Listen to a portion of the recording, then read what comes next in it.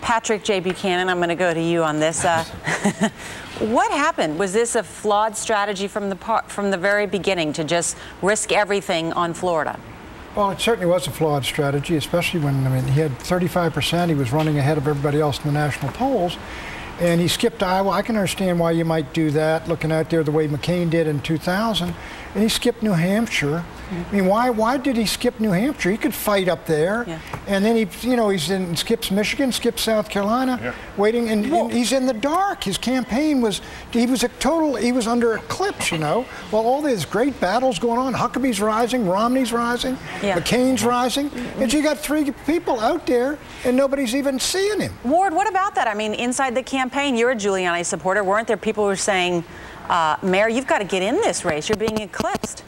No, I don't think there were. I think that most of those who were involved in the campaign thought that the strategy was a sound one at the time. But frankly, whether he entered or not, he just wasn't connecting. And I still think that he's a guy that would be very good for the country in many, many respects. But he just wasn't connecting with the base of the party and certainly those beyond. Rachel, is that what it was? He wasn't connecting, or was he just not even showing up? Well, the fact is that he did kind of show up. I mean, the person who made the second most visits to New Hampshire, other than Mitt Romney, was Rudy Giuliani. Rudy Giuliani was first supposedly started campaigning in Florida. Well, he was out of money by the time that Florida started. Why? Because he spent it all in those early states for those 4th, 5th, and 6th place finishes. Well, everybody kept saying he's the front runner. He was the front runner so long. He was the front runner because of name recognition, and people remembered him from 9/11, and you know, it seemed like a good idea at the time, but it was a flawed candidacy,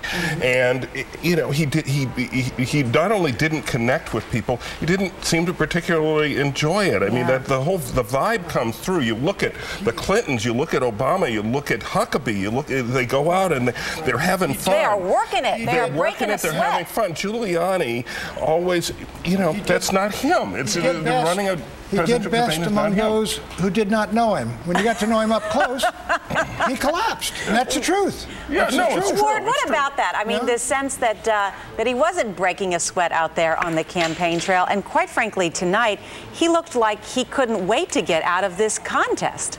Yeah, that, you know, candidly, that's the way a lot of people saw it, even within the campaign. And I don't want to, you know, beat the guy when he's down, but it just never, there was never any fire there. And when you're not contesting the early ones, it's pretty hard to ignite that toward the tail end. So why'd you support it?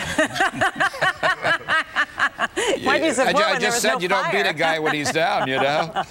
So you had doubts. I mean, you had doubts, and you know, we've been reporting this ourselves, that as this strategy failed to play itself out, that many people, the money dried up, and that's why staffers had to take less money. What about the sense that Rudy Giuliani may have damaged his business career at this point, his speaking fees, this persona as America's mayor that has led him to be a multi-millionaire? Oh, he'll be back. He'll be back. I think that that sort of thing is a very transitory thing. Let's face it, this was not, on either side, no matter how much excitement there is, this was not the strongest field that we've ever had in our history, on either side. And so there's a lot of learning here that we, the American people, are going to have to do about all of these candidates as we go along. That's right. Well, we talked about that enthusiasm gap between the Republicans and Democrats. We're out of time. Thank you to Ward Connerly, Patrick J. Buchanan, Eugene Robinson, and Rachel Maddow.